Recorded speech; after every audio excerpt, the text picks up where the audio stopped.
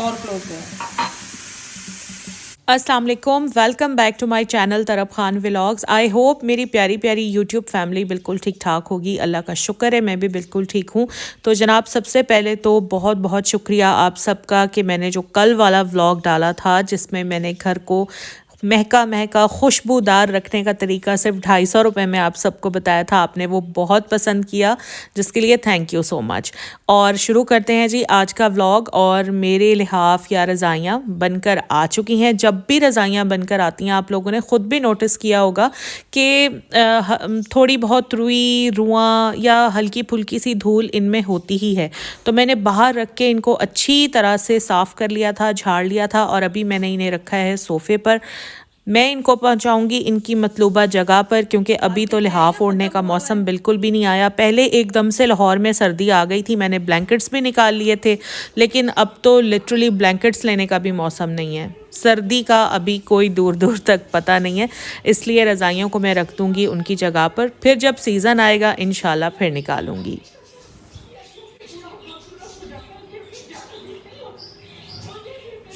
Lobby के इस door का डोर क्लोज़र ख़राब हो गया था, मैंने आप लोगों के साथ व्लॉग में शेयर भी किया था। और अगर डोर पर डोर क्लोज़र ना हो तो डोर काफ़ी ज़ोर ज़ोर से बजता है जब भी खोलते या बंद करते हैं। 2 दिन बड़ी दिक्कत हुई, लेकिन अब नया डोर क्लोज़र यहाँ पर फिट हो गया है, शुक्र है, सुकून आया है।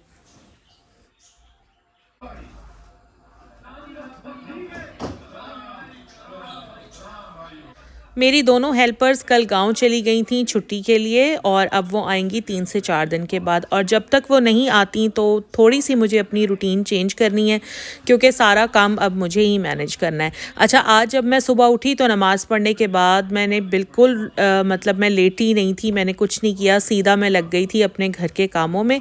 और जो मोटे मोटे काम थे ना घर के, वो तो मैंने नमाज़ पढ़ने के बाद ही समेट लिए थे। उसके बाद फिर मैंने बच्चों को उठाया, बच्चों के लिए नाश्ता बनाया, उनके लिए लंच बॉक्स पैक किया, और उन्हें मैंने भेज दिया है स्कूल। और अभी तक मैंने चाय नहीं पी, क्योंकि मेरा पीने का दिल नहीं कर रहा था। जब मुझे ख़ुद काम करना होता है ना, तो मेरी कोशिश होती है कि बस मैं जल्दी जल्दी पहले मोटा मोटा काम सारा समेट लूँ, उसके बाद ही सुकून से बैठकर चाय पीऊँ।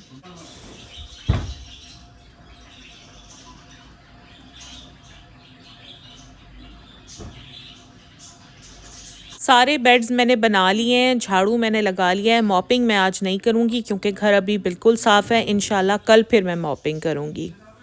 और ये जो मेरे बेड पर आप मैट्रेस देखते हैं ना, ये मोल्टी फोम का स्पाइन मैट्रेस है, और ये इतना हैवी है कि जब भी मुझे बेडशीट बिछानी होती है ना, तो सच्ची मुझे बड़े अजाब का काम लगता है।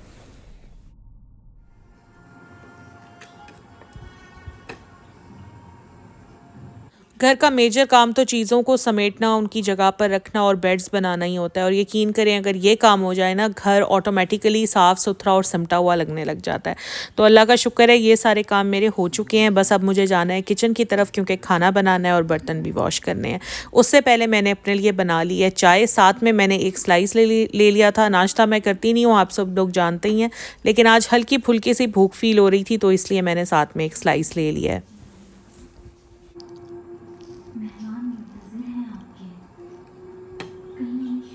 सुबह जिस वक्त मैं चाय पीती हूँ ना, उस वक्त मैं टीवी लाजमी देखती हूँ। हालांकि मुझे टीवी देखने का कोई ख़ास शौक़ नहीं है, लेकिन उस टाइम थोड़ा बहुत टीवी मैं लाजमी देखती हूँ। आप लोगों को ये भी बताना था कि आजकल मैं काफ़ी प्लानिंग कर रही हूँ कि इंशाल्लाह जैसे ही मेरे 50,000 सब्सक्राइबर्स होंगे तो मैंने एक गिव अवे कंडक्ट करना है। सोच तो मैंने लिया है, लेकिन कैसे कंडक्ट करना है, कितने लोगों को गिफ्ट देना है, ये अभी तक फाइनल नहीं हुआ। लेकिन माइंड में मेरे यही है कि मैं 3 लोगों को ही सेलेक्ट करूँगी। Let's see. बस आप लोग सपोर्ट करें, जल्दी जल्दी 50,000 सब्सक्राइबर्स करें, और फिर हम एक अच्छा सा गिव अवे कंडक्ट करेंगे।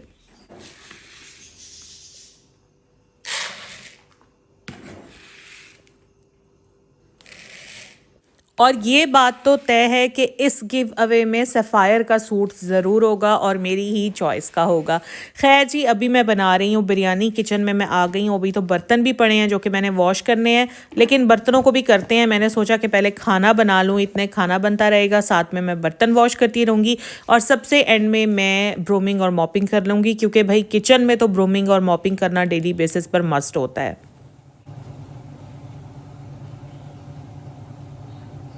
लाहौर में तो आजकल स्मॉग की बहुत ख़तरनाक और बुरी सूरत हाल है। कितने ही दिन हो गए हैं कि हम लोगों ने तो पूरा सूरज निकला हुआ देखा ही नहीं है। सुबह हो, दोपहर हो, शाम हो, रात हो, बस एक अजीब धुंध, धुआं और इस तरह का मौसम होता है। सोचें कि जो लोग एलर्जी का शिकार हैं, एक तो एलर्जी का मसला, ऊपर से ये स्मॉग की सूरत हाल, बच्चे तो ख़ास तौर पर इतना ज़्यादा बीमार हो रहे हैं स्मॉग की वजह से। यहाँ लाहौर में तो हर दूसरे बंदे का ना थ्रॉट इरिटेटेड हुआ हुआ है स्मॉग की वजह से। इसके अलावा रनी नोज़, स्नीजिंग, ये सारे प्रॉब्लम्स यहाँ पर चल रहे हैं। अल्लाह करे बारिश आए और ये स्मॉग से जान छूटे, कुछ माहौल अच्छा हो।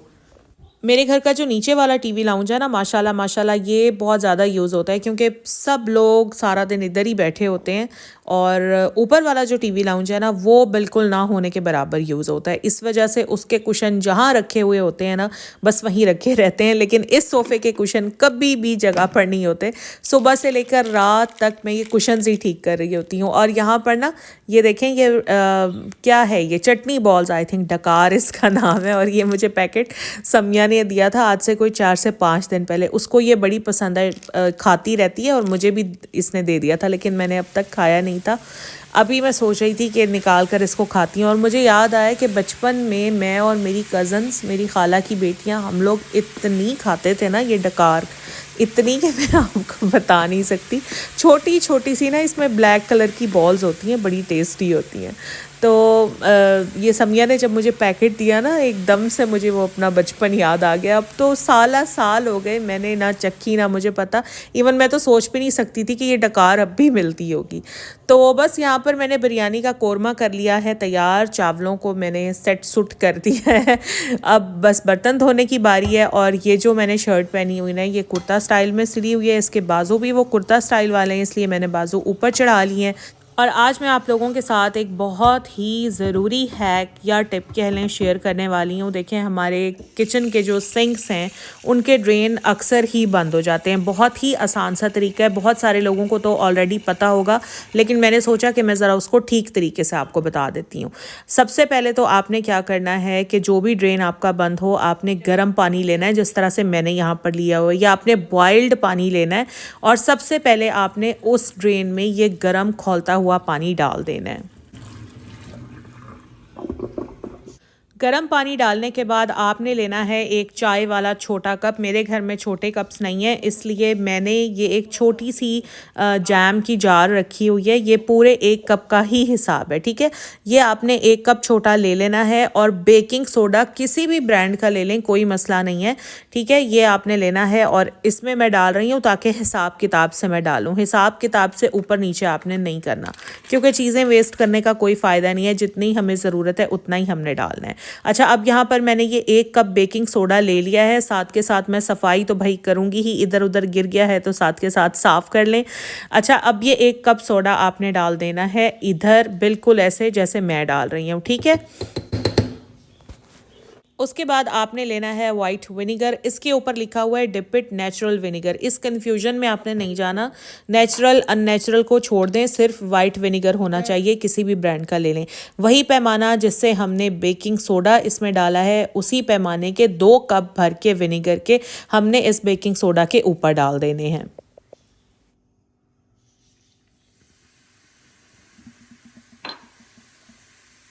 जैसे ही बेकिंग सोडा के ऊपर वाइट विनेगर जाएगा, केमिकल रिएक्शन स्टार्ट हो जाएगा। अभी मैंने 1 कप डाला है और फ़ौरन ही मैं दूसरा कप डाल दूंगी। और क्लोज है।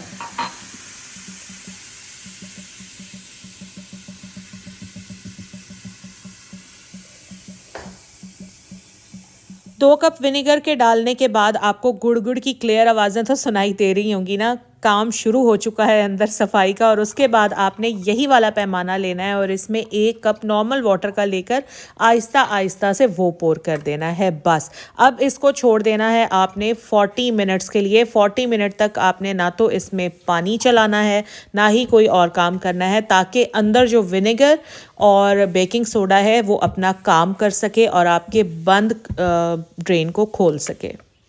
पूरे 40 मिनट्स के बाद मैं आई हूँ किचन में और मैंने एक बड़ा स्टील का मग लिया है। ये स्टील के 3 मग मैं डालूंगी इस सिंक में।